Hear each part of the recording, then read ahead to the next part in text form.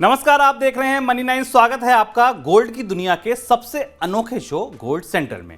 Gold central series का इस साल का ये पहला शो है और पहला है इसलिए खास है।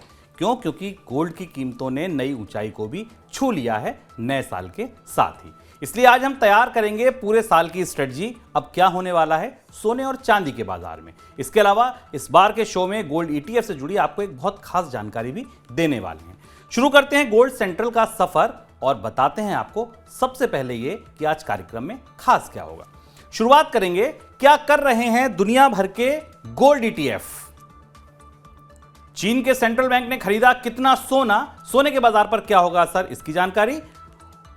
और देश में घटा सोने का आयात, क्या वजह है इसकी, क्या असर होगा, ये सब कुछ जानेंगे। कार्यक्रम को आगे बढ़ाएं उससे पहले देखिए हेडलाइंस। रिकॉर्ड ऊंचाई पर पहुंचा गोल्ड का भाव। 2023 में अब तक 1000 रुपए से ज्यादा बढ़ चुकी हैं कीमतें। एक्सपर्ट से जानेंगे अब आगे क्या करें।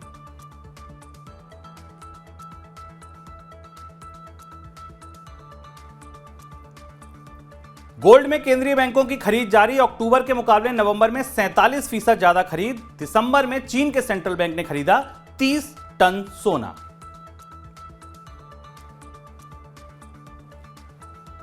गोल्ड इंपोर्ट हो सकता है सस्ता, घट सकता है आयात शुल्क। ज्वेलरी एक्सपोर्ट को बढ़ावा देने के लिए वाणिज्य मंत्रालय ने रखी मांग। सोने के आयात पर लगता है 15% टैक्स। गोल्ड ETF भी करने लगे सोने में खरीदारी का रुख। अमेरिका और एशिया के ETF ने दिसंबर में बढ़ाई खरीद। यूरोप के ETF की बिकवाली नहीं थमी।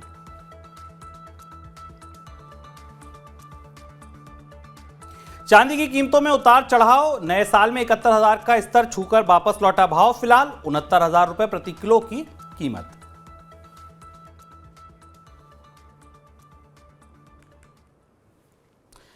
आज के गोल्ड सेंट्रल की एक और खास बात है। आज हमारे साथ जुड़ी हैं कमोडिटी एक्सपर्ट सुगंधा सचदेव, जो कमोडिटी बाजार की जानी मानी एक्सपर्ट हैं। आपके सवालों के जवाब देंगी। सुगंधा मैम, बहुत बहुत स्वागत है मनी 9 के इस शो में आपका। धन्यवाद मुझे इस शो पे बुलाने के लिए। A very good evening to you and all the viewers.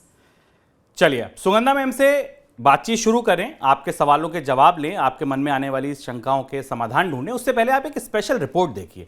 ये स्पेशल रिपोर्ट मनोज कुमार जी ने आपके लिए लिखी है और मनोज जी ये बताने की कोशिश कर रहे हैं कि खरीदारी और बिकवाली का क्या ट्रेंड बता रही हैं सोने के बाजार की खबरें। साल 2022 में लंबे समय तक दायरे में रहने के बाद गोल्ड के बाजार में उछाल देखा जा रहा है। नए साल 2023 के पहले 13 दिन में प्रति 10 ग्राम भाव करीब 1000 रुपए से ज्यादा बढ़ गया है। शुक्रवार को घरेलू बाजार में गोल्ड का भाव 56,245 रुपए की नई रिकॉर्ड ऊंचाई तक पहुंचा और विदेशी बाजार में भी कीमतों का भाव $1912 के पार गया। गोल्ड के भाव को रफ्तार देने के लिए 2022 में भी वजहों की कमी नहीं रही। केंद्रीय बैंक लगातार अपने रिजर्व में गोल्ड होल्डिंग बढ़ा रहे थे और दुनिया भर में बढ़ती महंगाई हेजिंग के तौर पर गोल्ड की मांग मजबूत कर रही थी। लेकिन इनके बावजूद 2022 में वैश्विक बाजार में कीमतें ज्यादा नहीं बढ़ी। हालांकि 2022 खत्म होने से पहले डॉलर की कमजोरी ने गोल्ड के भाव को बढ़ने के लिए जमीन तैयार कर दी थी और हुआ भी वही। जैसे जैसे डॉलर टूटता गया वैसे वैसे गोल्ड में तेजी दिखने लगी। अब डॉलर इंडेक्स घटकर 101 तक आ गया है, जो पिछले साल सितंबर में 114 के ऊपर था। और डॉलर इंडेक्स में आई इस गिरावट की वजह से सोने की कीमतों को बड़ा सहारा मिला है। गोल्ड के वैश्विक एक्सचेंज ट्रेडेड फंड पिछले साल लगातार अपने रिजर्व से सोना बेच रहे थे। उन्होंने भी अपनी बिकवाली कुछ हद तक रोकी है। दिसंबर के दौरान दुनिया भर के गोल्ड ETFs की कुल होल्डिंग में सिर्फ 4.5 टन की कमी आई है। इससे पहले दुनिया भर के गोल्ड ETF हर महीने अपने रिजर्व से दिसंबर के मुकाबले कई गुना ज्यादा सोना बेच रहे थे। गोल्ड ETF की बिकवाली में आई ये कमी कीमतों के बढ़ने का संकेत माना जा रहा है। ऑगमोंट गोल्ड की विशेषज्ञ रनीशा चिनानी का कहना है कि आने वाले दिनों में गोल्ड ETFs सोने के नेट खरीदार बनकर उभर सकते हैं और उनकी खरीदारी लौटने पर सोने की कीमतों में तेजी दिखेगी। रनीशा का मानना है कि मार्च तक गोल्ड का भाव 57,000 रुपए का स्तर पार कर सकता है। मनी 9 की सलाह है कि गोल्ड में निवेश या खरीदारी को लेकर आप अपने वित्तीय सलाहकार से राय जरूर लें।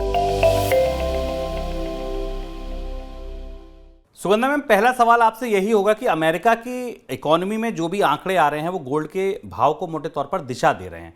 आपको भविष्य में अमेरिकी इकोनॉमी को लेकर कैसा आउटलुक लग रहा है और गोल्ड के भाव पर इसका कैसा असर पड़ता दिख रहा है? अगर हम गोल्ड की बात करें तो स्पेशली यूएस इकोनॉमी की तरफ बहुत ज्यादा नजर रहती है। जो भी फैक्टर्स यूएस की इकोनॉमी के लिए नेगेटिव होते हैं वो गोल्ड के लिए काफी हद तक पॉजिटिव माने जाते हैं। अभी अगर वर्ल्ड बैंक की लेटेस्ट रिपोर्ट को देखें तो इस साल यूएस की इकोनॉमी एक्सपेक्टेशंस अगर माने उनकी वर्ल्ड बैंक की तो 0.5% तक की ग्रोथ दिखाने की उम्मीद है, as compare to the previous expectations जो 6 महीने पहले रिलीज की गई थी, जहां ये एक्सपेक्टेशंस थी कि 2023 में यूएस की इकोनॉमी 2% तक ग्रो करेगी। सो अभी अगर हम बात करें why the US economy is expected to slow down, पिछले साल यूएस के फेड ने ऑलमोस्ट 425 बेसिस पॉइंट तक का रेट हाइक किया है, जस्ट बिकॉज इन्फ्लेशन बहुत ज्यादा बढ़ गई थी at levels of around 9.1% in the month of June 2022। Even though inflation काफी हद तक कूल ऑफ हुई है और अभी अगर हम रीसेंट फिगर्स भी देखें तो इन्फ्लेशन एक साल के लो तक आ चुकी है 6.5%, बट अभी भी फेड अपना ये स्टैंड को मेंटेन किए हुए हैं कि वो फर्दर रेट हाइक्स करेंगे इस साल भी। और मार्केट की एक्सपेक्टेशंस की बात करें तो इंटरेस्ट रेट्स 5.1% से 5.4% तक जा सकते हैं। जी। ऑलरेडी अगर हम इंटरेस्ट रेट्स की बात करें तो 4.25 से 4.50% तक की रेंज में चल रहे हैं यूएस इकोनॉमी। और अगर हम लास्ट क्वार्टर की ग्रोथ की भी बात करें तो US recorded a growth of around 3.2%। सो ये सारे आंकड़े क्यों इंपॉर्टेंट हैं? बिकॉज अभी यूएस में लेबर मार्केट काफी ज्यादा स्ट्रांग है, काफी ज्यादा रेजिलियंट नजर आ रही है, बट यूएस की इकोनॉमी के जो लीडिंग इंडिकेटर्स हैं वो ये शो कर रहे हैं कि यूएस की इकोनॉमी कुछ हद तक स्लो डाउन फेस कर रही है because of the multiple rate hikes engineered by the various central banks last year and the US Fed especially. So इससे गोल्ड की डिमांड काफी ज्यादा बढ़ सकती है, स्पेशली गोल्ड की सेफ हेवन डिमांड। इवन तो इन्फ्लेशन का गोल्ड के साथ एक बहुत ज्यादा पॉजिटिव कोरिलेशन है, बट अगर हम पिछले साल देखें तो गोल्ड ने ये नहीं ज्यादा डिस्प्ले किया इंटरनेशनल मार्केट में। जो हमने डोमेस्टिक मार्केट्स में भी गेन्स आते हुए देखे that was majorly because of the rupee factor, because rupee almost 11.3% तक डेप्रिशिएट किया पिछले साल, और ये एक मेजर कारण था जिसकी वजह से डोमेस्टिक गोल्ड के प्राइसेस काफी ज्यादा बढ़ते हुए नजर आए हैं। अगर हम इस साल की भी बात करते हैं तो ये काफी ज्यादा मानना है कि यूएस की इकोनॉमी काफी ज्यादा स्लो डाउन हो सकती है, इवन दो अनएम्प्लॉयमेंट रेट काफी कम है, बट स्टिल मुझे लगता है अभी इकोनॉमी जो भी स्लो डाउन होगी इससे गोल्ड की डिमांड पे बहुत ज्यादा पॉजिटिव इंपैक्ट देखने को मिलेगा। चलिए अब रुख करते हैं गोल्ड के बाजार में सबसे मोटी पोटली रखने वाले लोगों का, यानी कि गोल्ड ईटीएफ्स का। गोल्ड के बाजार को जो दिशा देने में दुनिया के दिग्गज गोल्ड ईटीएफ की खरीदारी या बिकवाली का ट्रेंड अहम माना जाता है, उनकी अहम भूमिका होती है। 2022 में गोल्ड के ईटीएफ ने मई से लेकर दिसंबर तक हर महीने अपने रिजर्व से गोल्ड बेचा है। दिसंबर अंत तक दुनिया के सभी गोल्ड ईटीएफ की कुल होल्डिंग घटकर 3472 टन बची, जो 32 महीने का सबसे निचला स्तर है। 4 महीने में इनकी होल्डिंग 415 टन घटी है। दिसंबर में भी वैश्विक गोल्ड ईटीएफ की होल्डिंग घटी है, लेकिन होल्डिंग में सिर्फ 4 टन की कमी आई है, यानी कि आप कह सकते हैं कि जो बिकवाली की रफ्तार थी वो कुछ कम हुई है। इस कमी के पीछे यूरोप के गोल्ड ईटीएफ की बिकवाली है।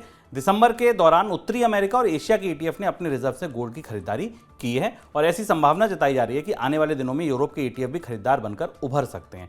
ऐसी स्थिति में गोल्ड के भाव को और सहारा मिल सकता है। मैम, क्या लगता है आपको, ईटीएफ भी वही देख रहे हैं, वही आंकड़े उसी तरह पढ़ रहे हैं जो आपने अभी बताए कुछ देर पहले, और वो भी अब भविष्य में गोल्ड के बड़े खरीदार बनकर उभरेंगे? इवन तो अगर हम देखें तो पिछले 8 महीने से हमने ग्लोबल गोल्ड होल्डिंग्स में से आउटफ्लोज आते हुए देखे हैं ईटीएफ में से, जो काफी ज्यादा इंडिकेट करते हैं गोल्ड की इन्वेस्टमेंट डिमांड को। अगर हम वही में बात करें तो पिछले साल गोल्ड के प्राइसेस इंटरनेशनल मार्केट्स में ऑलमोस्ट फ्लैट रहे हैं, कोई बहुत ज्यादा रिटर्न्स देखने को नहीं मिले हैं, और यही एक मेजर कारण था जिसकी वजह से हमने आउटफ्लोज आते हुए देखे। बट इसी में एक और रुझान देखने को मिल रहा है, ये जो आउटफ्लोज है इनका जो पेस है वो काफी हद तक रीसेंट टाइम्स में स्लो डाउन हो गया। सो मुझे लगता है एज ग्लोबल इकोनॉमिक अनसर्टेनिटी बढ़ेगी और ग्लोबल इकोनॉमिक स्लोडाउन की जो कंसर्न्स बढ़ेंगे, इससे बहुत ज्यादा गोल्ड में रिवाइव इंटरेस्ट देखने को मिल सकता है। मुझे लगता है गोल्ड ईटीएफ में भी दोबारा से इन्फ्लोज देखने को मिलेंगे और ये ट्रेंड काफी प्रोमिनेंट रह सकता है 2023 में। सो इसकी तरफ नजर करने की बहुत ज्यादा जरूरत है, इससे गोल्ड के प्राइसेस को बहुत ज्यादा पॉजिटिव सपोर्ट मिलता है। बट वहीं अगर मैं दूसरे एक फिगर की बात करूं तो गोल्ड की ओवरऑल अगर हम WGC की लेटेस्ट रिपोर्ट को देखें तो ओवरऑल डिमांड जो है गोल्ड की लास्ट ईयर 28% तक बढ़ी है। सो एक बहुत स्ट्रॉन्ग इंडिकेशन है कि ओवरऑल गोल्ड में इंटरेस्ट अभी भी बना हुआ है, इवन दो ईटीएफ में से हमने आउटफ्लोज आते हुए देखे हैं। गोल्ड ईटीएफ के बाद अब बात करते हैं केंद्रीय बैंकों की। हमने पिछले मनी सेंट्रल में आपको बताया था कि चीन का सेंट्रल बैंक सोने की खरीदारी के लिए उतर आया है और नवंबर के दौरान चीन के सेंट्रल बैंक ने 32 टन सोने की खरीदारी की थी। अब ताजा रिपोर्ट बताती है कि चीन के सेंट्रल बैंक की तरफ से दिसंबर में भी बड़ी खरीद की गई है। दिसंबर में उसकी खरीद 30 टन रही है, यानी सिर्फ 2 महीने में सेंट्रल बैंक ने चीन के 62 टन सोना अपने रिजर्व में रख लिया है। ऐसी संभावना है कि चीन का सेंट्रल बैंक आने वाले महीनों में भी गोल्ड खरीदारी और बढ़ा सकता है। चीन के सेंट्रल बैंक की कुल गोल्ड होल्डिंग अब 2010 टन के पार निकल गई है। सिर्फ चीन ही नहीं, दुनिया के अन्य केंद्रीय बैंक भी सोने में खरीदारी कर रहे हैं। नवंबर के दौरान दुनिया के अन्य केंद्रीय बैंकों ने 18 टन से ज़्यादा सोना खरीदा है।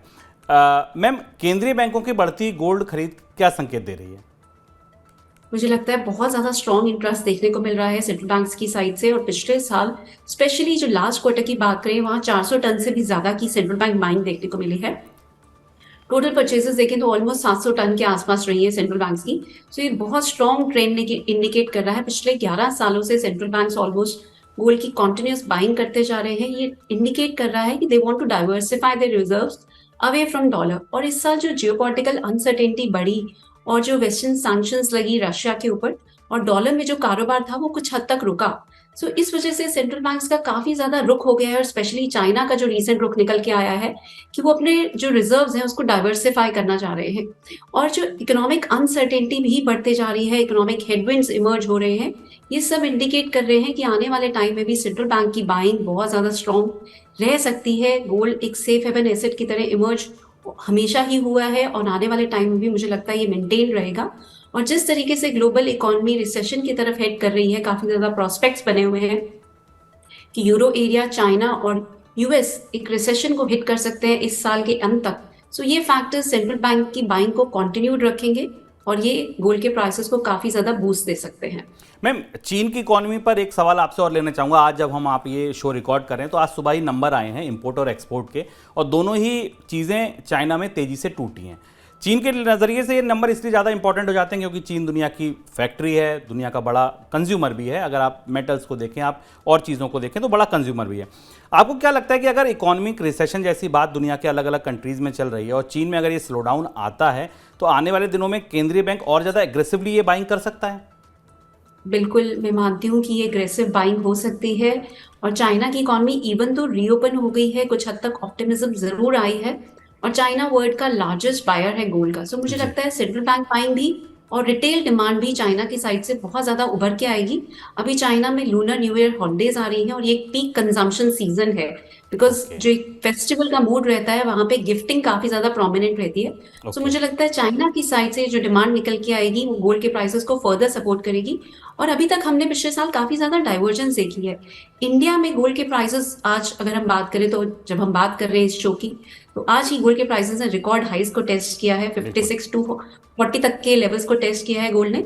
और मुझे लगता है अभी इंटरनेशनल मार्केट में स्टीम काफी ज्यादा बची हुई है। अभी तो मुझे लगता है ये रैली स्टार्ट हुई है। जब प्राइसेस अगर 1920 के लेवल को ब्रेक कर जाएंगे इंटरनेशनल मार्केट में, तो ये रैली मुझे लगता है और ज्यादा बढ़ जाएगी और एग्रेसिव हो सकती है। बिल्कुल, 1920 का लेवल सुगंधा मैम ने बताया कि आप लोग ध्यान में रखें। अभी 1900 के आसपास की कीमतें दिख रही हैं अंतर्राष्ट्रीय बाजार में, और चीन के मोड़ से जब गोल्ड की गाड़ी गुजरेगी तो उसकी रफ्तार और तेजी से बढ़ सकती है, ऐसा सुगंधा मैम का मानना है। चलिए अब आप अपने देश में लौटाइए, चीन से भारत आ जाइए। भारत में क्या हुआ? बीते दिसंबर के दौरान देश में गोल्ड के इंपोर्ट में भारी गिरावट आई और मासिक रिपोर्ट 2 दशक के निचले स्तर पर लुढ़क गया, ऐसा बता रही है। रिपोर्ट की माने तो दिसंबर के दौरान देश में सिर्फ 20 टन सोने का आयात हुआ, जो 21 के मुकाबले करीब 79% कम है। 21 दिसंबर में 95 टन सोना आयात हुआ था देश में। दिसंबर के दौरान वैश्विक बाजार में सोने की कीमतों में बढ़ोतरी देखने को मिली और साथ में घरेलू स्तर पर भी ज्वेलरी की मांग घटी, जिसका असर सोने के आयात पर पड़ा है। हालांकि 2022 के दौरान गोल्ड का आयात शुल्क ज्यादा रहा है और इस वजह से भी सोने का आयात प्रभावित हुआ है। 2022 के दौरान देश में सोने का आयात करीब 34% घटकर 706 टन दर्ज किया गया है। मैम, सोने के इंपोर्ट को लेकर भविष्य में आप कैसा ट्रेंड देख रही हैं? मुझे लगता है जो record high prices domestic market में देखने को मिले हैं, ये एक मेजर रीजन रहा है, जिसकी वजह से इंडिया के गोल्ड के इंपोर्ट्स काफी हद तक कम हुए हैं। जैसा कि आपने भी मेंटेन किया, 79% तक का ईयर ऑन ईयर अगर हम देखें तो डिक्लाइन देखने को मिला है इंपोर्ट्स में। और टोटल कैलेंडर ईयर की बात करें तो 700 टन तक का इंपोर्ट रहा है as compare to 1000 ton in the previous year. So ये काफी ज्यादा इंडिकेट कर रहा है कि हायर लेवल्स पे बायर्स की कुछ हद तक कमी हो गई है और अभी इंडियन बायर्स हायर प्राइसेस को एक्सेप्ट नहीं कर पा रहे हैं। इवन तो अगर हम देखें तो डिमांड जो है बहुत ज्यादा अगर हम देखें तो फिर भी वापस आ जाती है, काफी ज्यादा रेजिलियंट रहती है इंडियन डिमांड। हर साल का अगर हम एवरेज देखें तो 600 से 700 टन तक का ही रहता है। और ग्रेजुअली जब बायर्स हायर प्राइसेस के लिए कस्टम्ड हो जाते हैं तो डिमांड वापस से रिज्यूम हो जाती है। बट इस साल अभी अगर हम देखें तो रूरल साइड से बहुत ज्यादा डिमांड निकल के नहीं आ रही है, प्राइसेस ऑलमोस्ट रिकॉर्ड हाइस के आसपास चल रहे हैं। तो मुझे लगता है प्राइसेस में अगर कुछ यहाँ से कूल ऑफ देखने को मिलेगा तो दोबारा से बाइंग इंटरेस्ट रिज्यूम हो सकता है।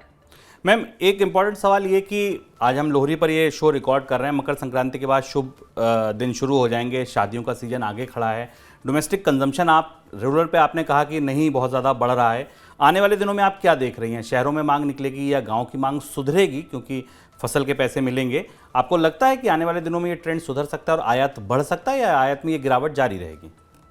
नहीं, मुझे नहीं लगता कि यहाँ से बहुत ज्यादा स्ट्रॉन्ग इंपोर्ट्स देखने को मिलेंगे। जब तक प्राइसेस में एक मेजर करेक्शन देखने को नहीं मिलती तो मुझे लगता है कि बायर्स बहुत जल्दी यहाँ नहीं लौटेंगे। इवन तो वेडिंग रिलेटेड डिमांड जरूर रहेगी बिकॉज वो एक कंपल्सिव बाइंग होती है, बट अगर अदरवाइज मुझे लगता है रूरल इंडिया की साइड से बहुत ज्यादा डिमांड अभी निकल के नहीं आएगी। सो मुझे लगता है प्राइसेस एक अच्छी करेक्शन फेस करेंगे तभी बाइंग करनी भी चाहिए। मुझे भी नहीं लगता कि करंट लेवल्स पर गोल्ड में एंटर करना चाहिए। हम प्राइस आउटलुक की भी जरूर बात करेंगे आगे इस शो में, बट मुझे लगता है अभी ये इंपोर्ट्स बहुत जल्दी ज्यादा नहीं बढ़ेंगे।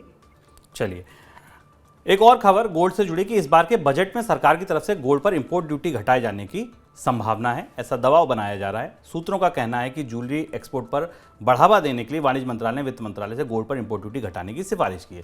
फिलहाल देश में गोल्ड इंपोर्ट पर 12.5% बेसिक ड्यूटी लगती है, इसके बाद 2.5% कृषि सेस अलग से लगता है, यानी कुल 15% ड्यूटी लगती है।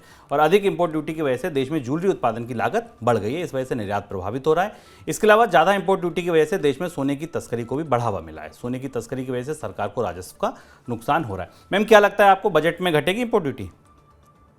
कॉमर्स मिनिस्ट्री और जेम्स एंड ज्वेलरी एसोसिएशन दोनों ये डिमांड कर रहे हैं कि इस साल बजट में गोल्ड की इंपोर्ट ड्यूटी कम की जानी चाहिए। पिछले साल जुलाई में गवर्नमेंट ने गोल्ड की इंपोर्ट ड्यूटी 10.7% से बढ़ाकर 15% कर दी थी।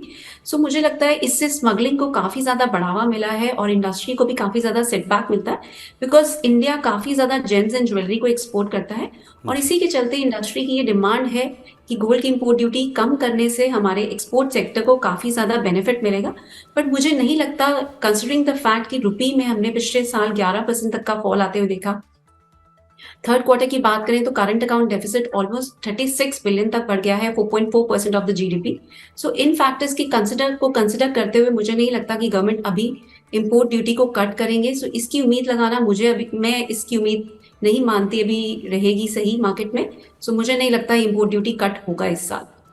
मैम, लेकिन निर्यात जिस तरह से टूट रहे हैं, आपको नहीं लगता कि सरकार को ये एक ऐसा सेगमेंट है जहां पर अगर थोड़ा सा सहारा दे दें तो निर्यात की जो चुनौती, हालांकि आपकी बिल्कुल बात सही है कि चालू खाता घाटा एक बड़ी चुनौती बनी हुई है, लेकिन विदेशी मुद्रा भंडार भी मैम अभी 3 महीने पहले तक बड़ी चुनौती था। इन्फ्लेशन को देखें, गवर्नमेंट के लिए बहुत सारे चैलेंजेस है। फिस्कल प्रूडेंस को भी ध्यान में रखना है, करंट अकाउंट डेफिसिट को भी कंटेन करना है और इन्फ्लेशन को भी नीचे लेके आना है। अभी कमोडिटी के प्राइसेस कुछ हद तक कूल ऑफ जरूर हुए हैं। सप्लाई साइड बॉटलनेक्स पिछले साल बहुत ज्यादा बने हुए थे, बट अभी भी अगर हम इन्फ्लेशन को देखें, इवन दो 5.71% तक आ गई है दिसंबर के मंथ में, बट अभी भी आरबीआई के थ्रेशोल्ड लेवल के नीचे जस्ट आई ही है। तो मुझे नहीं लगता कि इस साल import duty cut at least in the budget मुझे नहीं लगता ये होगा, आएगा। बिल्कुल मैम, एक टेक आपका बहुत इंपॉर्टेंट रुपी पर भी हो जाता है, आप फॉरेक्स को भी बहुत क्लोजली मॉनिटर करती हैं। रुपये आपको क्या लगता है, पिछली साल तो 10-11% की कुटाई हो गई, पिटाई हो गई, लेकिन उस समय डॉलर जब 114 था तब हम 83 के आसपास थे, 83 के पार थे। अब डॉलर इंडेक्स 103, 102 के लेवल देख रहा है, हम अभी भी 81-82 पर हैं। ऐसा क्यों और आगे क्या? एक्सटर्नल एनवायरनमेंट अभी भी बहुत ज्यादा चैलेंजिंग बना हुआ है। फेड का रुख अभी भी एग्रेसिव इंटरेस्ट रेट हाइक को लेके बना हुआ है। इवन दो दिसंबर में अगर हम देखें तो फेड ने कुछ हद तक डाउनशिफ्ट जरूर किया है, 50 बेसिस पॉइंट का रेट हाइक हुआ है after 4 consecutive rate hikes of 75 basis point. और फरवरी में भी उम्मीद बनी हुई है कि फेड 25 बेसिस पॉइंट तक का रेट हाइक करेगा। बट अभी भी अगर हम लेबर मार्केट को देखते हैं यूएस की, वो काफी ज्यादा स्ट्रॉन्ग बनी हुई है। जॉब एडिशंस अभी भी लेटेस्ट डेटा जो इंडिकेट कर रहा है काफी स्ट्रॉन्ग रहे हैं। सो अभी इंटरेस्ट रेट हाइक जो है वो अभी मुझे नहीं लगता कि रुकेगा और ये एक फैक्टर है जो दोबारा से डॉलर इंडेक्स को रिन्यूड स्ट्रेंथ दे सकता है। बट अगर मैं ओवरऑल आउटलुक की बात करूं रुपी की, तो मुझे लगता है we have already seen the worst in rupee. So इस साल मुझे लगता है आउटलुक ओवरऑल अगर मैं बात करूं तो इम्प्रूव होगा। 83 से 83.5 का जो लेवल है रुपी को काफी अच्छा सपोर्ट प्रोवाइड कर रहा है। डॉलर इंडेक्स ऑलरेडी 115 के लेवल से कूल ऑफ हो चुका है, 103 के आसपास ट्रेड कर रहा है। बट यहाँ से दोबारा से अगर डॉलर इंडेक्स में स्ट्रेंथ देखने को मिलती है तो रुपी के लिए नेगेटिव फैक्टर रहेगा। बट स्टिल मुझे लगता है रुपी में हमने जो वर्स था वो देख लिया है। ओवरऑल ट्रेजेक्ट्री रुपी की यहाँ से पॉजिटिव नजर आती है, बिकॉज जैसा कि अभी हमने बात की, इन्फ्लेशन कुछ हद तक कूल ऑफ हो रही है। जी करंट अकाउंट डेफिसिट को लेके अभी भी जरूर कंसर्न्स बने हुए हैं, बट क्रूड के प्राइसेस अभी भी $100 बैरल के नीचे ही ट्रेड कर रहे हैं। सो ये काफी हद तक एक कंफर्टिंग फैक्टर है इंडियन इकोनॉमी के लिए। इसके साथ साथ ये उम्मीद की जा रही है कि बजट में जो गवर्नमेंट गाइडेंस देने वाली है फिस्कल डेफिसिट को लेके, वो भी ऑलमोस्ट फिस्कल जी कंसोलिडेशन का पाथ रहेगा और फिस्कल डेफिसिट ऑलमोस्ट 6 to 6.5% तक ही परसेंट रह रहेगा सकता है इस बिल्कुल। साल भी। तो ये और रिन्यूड इनफ्लोज देखने को मिल सकते हैं मार्केट्स में। चाइना की इकोनॉमी रीओपन होने की वजह से वापस से एशियन एसेट्स में जो मुझे लगता है रुझान काफी हद तक बढ़ेगा और इससे हम इस साल रिन्यूड इनफ्लोज आते हुए देख सकते हैं, at least in the first half of this year. So मुझे लगता है इससे रुपी को सपोर्ट मिल सकता है। और as long as we are not reaching 83.5 level, मुझे लगता है हर राइज पे यूएसडी आईएनआर को सेल करके चलना चाहिए। और डाउन साइड में मेरा मानना है कि हम 79.5 से 79 तक के लेवल लॉन्ग टर्म पर्सपेक्टिव से देख सकते हैं। चलिए अगली खबर चांदी के ईटीएफ से जुड़ी। पिछले साल चांदी के निवेश के लिए देश में शुरू हुए नए विकल्प सिल्वर ईटीएफ निवेशकों का पसंदीदा विकल्प बनकर उभरे हैं। एक साल के भीतर चांदी के एक्सचेंज ट्रेडेड फंड की एसेट अंडर मैनेजमेंट 1500 करोड़ रुपए तक पहुंच गई है और मौजूदा समय में चांदी में निवेश के लिए 7 एक्सचेंज ट्रेडेड फंड्स उपलब्ध हैं। पिछले साल शुरुआत 3 फंड्स के साथ हुई थी। इन सभी फंड्स के अब तक करीब 69,000 निवेशक जुड़ चुके हैं। 6 महीने में चांदी के ईटीएफ ने निवेशकों को 22 से 25% का रिटर्न दिया है। नए विकल्प रिटर्न बढ़िया, निवेशक आएंगे ही। बीते 5 से 6 महीनों के दौरान चांदी की कीमतों में जोरदार उछाल देखने को मिला है, जिस वजह से चांदी के ईटीएफ में हुए निवेश का रिटर्न बढ़ा है। फिलहाल घरेलू बाजार में कीमतें 69 से 70,000 रुपए के करीब देखने को मिल रही हैं। मैम, चांदी के ईटीएफ को निवेश के लिए कितना बेहतर विकल्प मानती हैं आप? मुझे लगता है एक बहुत ही अच्छा विकल्प है। इससे पहले इंडिया में सिल्वर ईटीएफ्स नहीं थे। पिछले साल ये जो लॉन्च हुए हैं, ये एसेट एलोकेशन के लिए एक बहुत ही अच्छा मुझे लगता है एक एवेन्यू है, जहां अभी तक लोग गोल्ड ईटीएफ्स में ही बाइंग कर पाते थे और गोल्ड के लिए हमारे पास बहुत सारे एवेन्यूज अवेलेबल थे। बट सिल्वर के लिए जो मेजर एवेन्यू था वो फिजिकल सिल्वर था या सिल्वर फ्यूचर्स की बात करें। बट अब सिल्वर ईटीएफ्स भी अच्छा एक इन्वेस्टमेंट ऑल्टरनेटिव बन के उभरे हैं। और जिस तरीके से आप शेयर्स में बाइंग करते हैं on the exchange platform, similarly आप सिल्वर ईटीएफ्स में बाइंग कर सकते हैं। सिल्वर के म्यूचुअल फंड्स हैं, ऑलमोस्ट जैसा कि आपने बताया 7 म्यूचुअल फंड्स हैं, अच्छे रिटर्न्स देखने को मिले हैं। और इन्वेस्टर्स का जो सिल्वर के रिटर्न्स पिछले कुछ टाइम में बहुत अच्छे निकल के आए हैं, इंटरेस्ट भी काफी ज्यादा बढ़ रहा है। मुझे लगता है ये प्रोडक्ट आने वाले टाइम में भी बहुत अच्छा करेगा। जिस तरीके से इन्फ्लेशन ओवरऑल बढ़ती जा रही है, जियोपॉलिटिकल अनसर्टेनिटी है, और सिल्वर के अपने भी अगर हम फंडामेंटल्स की बात करें, स्पेशली जो सिल्वर की 5G टेक्नोलॉजी और सोलर पैनल्स में जो डिमांड है वो काफी ज्यादा स्ट्रॉन्ग रहने की उम्मीद है। ग्रीन इंफ्रास्ट्रक्चर में जो सिल्वर की डिमांड रहने की उम्मीद है, ये सारे फैक्टर्स सिल्वर के लिए काफी ज्यादा पॉजिटिव है। और इस साल भी सिल्वर की डिमांड काफी ज्यादा स्ट्रॉन्ग रहने की एक्सपेक्टेशन है। पिछले साल सिल्वर की डिमांड ऑलमोस्ट 16% तक बढ़ी है और सिल्वर की मार्केट अभी सेकंड कंसेक्यूटिव ईयर डेफिसिट में रही है। तो ये सारे फैक्टर्स सिल्वर के लिए काफी पॉजिटिव हैं। तो मुझे लगता है सिल्वर ईटीएफ्स की जरूर तरफ नजर कर सकते हैं इन्वेस्टर्स, और वहां पर आप मिनिमम इन्वेस्टमेंट 1000 रुपए से शुरू कर सकते हैं। सो एक बहुत ही अच्छा एवेन्यू है रिटेल इन्वेस्टर्स के लिए सिल्वर में इन्वेस्ट करने के लिए। चांदी पर आपकी राय जानना चाहेंगे। इस साल आपको क्या लगता है कि चांदी में हम कहां तक के लेवल देख सकते हैं? अभी 70,000 के आसपास ट्रेड कर रहा है। अगर दिसंबर तक की बात करें, क्या आपको लगता है कौन से लेवल हम देख सकते हैं? चांदी की बात करें तो मुझे लगता है चांदी के लिए आउटलुक इस साल काफी फेवरेबल रहेगा। चांदी ने पिछले क्वार्टर में एक बहुत स्ट्रॉन्ग बाइंग इंटरेस्ट दिखाया है। जैसा कि मैंने अभी मेंटेन किया, बहुत सारे फैक्टर्स हैं जो सिल्वर के लिए काफी ज्यादा पॉजिटिव निकल के आ रहे हैं। जहां एक तरफ मार्केट में डेफिसिट है, वहीं इंडस्ट्रियल डिमांड सिल्वर की काफी ज्यादा बढ़ रही है। इवन तो सिल्वर ईटीएफ में से हमने कुछ हद तक आउटफ्लोज आते हुए देखे हैं, पर मुझे लगता है जिस तरीके से पिछले क्वार्टर की परफॉर्मेंस रही है, इसके चलते सिल्वर ईटीएफ में भी दोबारा से इनफ्लोज देखने को मिलेंगे। इवन दो चांदी मुझे लगता है काफी वॉलेटाइल रहेगी और after the surge that we have seen in the previous quarter, एक कंसोलिडेशन का फेज देखने को मिलेगा। 71,000 के लेवल पर सिल्वर के प्राइसेस अभी नियर टर्म में कुछ हद तक रेजिस्टेंस फेस कर रहे हैं।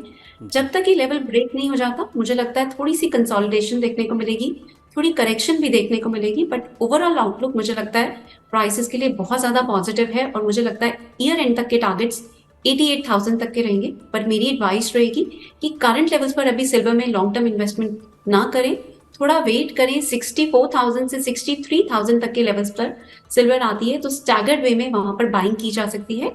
ओवरऑल आउटलुक बहुत फेवरेबल नजर आता है और अगर प्राइसेस 71,000 के ऊपर सस्टेन करते हैं तो फर्स्ट लेवल्स रहेंगे 75,000 के, then 82,000 and then 88,000 from a longer term perspective. 3 बड़े लेवल चांदी के लिहाज से आप याद रखिए जो सुगंधा मैम ने याद कराए हैं। पहला लेवल 63 से 70 के बीच खरीदिए। दूसरा लेवल 71 पार कर जाए तो तेजी बढ़ेगी, 71 को रेजिस्टेंस मानिए। अगर नई खरीद करनी है तो या तो इस लेवल पर कर लीजिए या 71 के बाद अगर एग्रेसिव बायर हैं और आपको लगता है बहुत दिन नहीं रुकना है तो 71,000 तक का वेट कीजिए, वो लेवल टूटे तो आगे कीजिए। और हाँ, अगर आप साल भर रखते हैं और 71 के लेवल टूटते हैं कंसोलिडेशन के बाद तो ये मान के चलिए 85, 86, 87, 88 तक के भाव आपको 1000 रुपये प्रति किलो तक के भाव आपको मिल सकते हैं। मैम ये बात हुई चांदी की। अब आते हैं सोने पर। सोने का आउटलुक क्या है आपका इस साल के लिए? अभी करीब 9 महीने की ऊंचाई पर अंतर्राष्ट्रीय बाजार में सोना चला और आज हमने जब ये शो रिकॉर्ड कर रहे हैं तो जैसा आपने मेंशन किया कि ऑल टाइम हाई भी हमने आज टच किया है।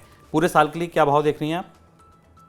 अगर मैं पूरे साल के अभाव की बात करूं तो जिस तरीके से जियोपॉलिटिकल अनसर्टेनिटी अभी भी बनी हुई है, जिस तरीके से इन्फ्लेशन के फियर्स भी बने हुए हैं और जो सेफ हेवन डिमांड है वो गोल्ड की काफी हद तक रिन्यू हुई है बिकॉज ग्लोबल इकोनॉमी को लेके काफी ज्यादा कंसर्न्स हैं कि ग्लोबल इकोनॉमी में एक स्लो डाउन देखने को मिल सकता है और सेंट्रल बैंक बाइंग भी बनी हुई है। ये सारे फैक्टर्स गोल्ड को काफी हद तक सपोर्ट कर रहे हैं। इसके साथ साथ इस साल यूएस के इंटरेस्ट रेट्स मुझे लगता है पीक आउट कर जाएंगे और अगले साल हम इंटरेस्ट रेट्स कट भी आते हुए देखेंगे। सो मार्केट जब इस फैक्टर को डाइजेस्ट कर लेगी तो गोल्ड में एक बहुत अच्छी तेजी देखने को मिलेगी। उससे पहले मुझे लगता है अभी प्राइसेस कुछ हद तक कंसोलिडेट करेंगे। अभी इमीडिएटली नहीं लग रहा कि 1920 से 1925 का लेवल इमीडिएट टर्म्स में मुझे नहीं लगता अभी ब्रेक हो जाएगा। ओनली इन केस वो ब्रेक होता है तभी एक फर्दर रैली देखने को मिलेगी, अदरवाइज प्राइसेस कुछ हद तक करेक्शन फेस करेंगे, कुछ कंसोलिडेशन देखने को मिलेगी और प्राइसेस डाउन साइड में 53,000 से 52,500 तक फर्स्ट सपोर्ट लेंगे और ओवरऑल आउटलुक इस साल का 60,000 तक का मुझे लगता है देखने को मिलेगा। सो एक बहुत ब्रॉड रेंज में प्राइसेस ट्रेड करेंगे। अगर आप अपने रिटर्न्स को इन्हांस करना चाहते हैं तो मेरी एडवाइस रहेगी कि फेस्ड मैनर में बाइंग करें, करंट लेवल्स पर अभी बाइंग को अवॉइड करें, प्राइसेस को कुछ हद तक कूल ऑफ होने दें और 53,000 से 52,500 के आसपास ही बाइंग करें और 60,000 से 61,000 तक के टारगेट्स इस साल के अंत तक देखने को मिल सकते हैं। बिकॉज अभी अगर हम देखें डोमेस्टिक मार्केट्स में रुपी कुछ हद तक एप्रिशिएट हुआ है इस साल और रुपी में अगर फर्दर एप्रिसिएशन देखने को मिलेगी तो डोमेस्टिक मार्केट्स में जो गोल्ड के प्राइसेस हैं वो फर्दर कूल ऑफ हो सकते हैं। बिल्कुल। सो वेट करें, बट यस ओवरऑल आउटलुक इस साल के लिए काफी पॉजिटिव नजर आता है। बिल्कुल। तो अगर आज आप ये खबर देखकर थोड़े से मायूस हुए कि बाजार में सोना ऑल टाइम हाई पहुंच गया और हम नहीं छू पाए, कोई बात नहीं। सुगंधा मैम कह रही हैं अभी आपको फिर से भाव 53,000 के आसपास देखने को मिल सकते हैं। अगर कूल ऑफ हुए प्राइस, वो आपके लिए खरीदारी का एक अच्छा मौका होगा और अगर उस समय खरीद लीजिएगा क्योंकि इस साल के अंत तक भाव 60,000 रुपये तक पहुंच सकते हैं। मैम बहुत शुक्रिया आपका तमाम सवालों के जवाब के लिए।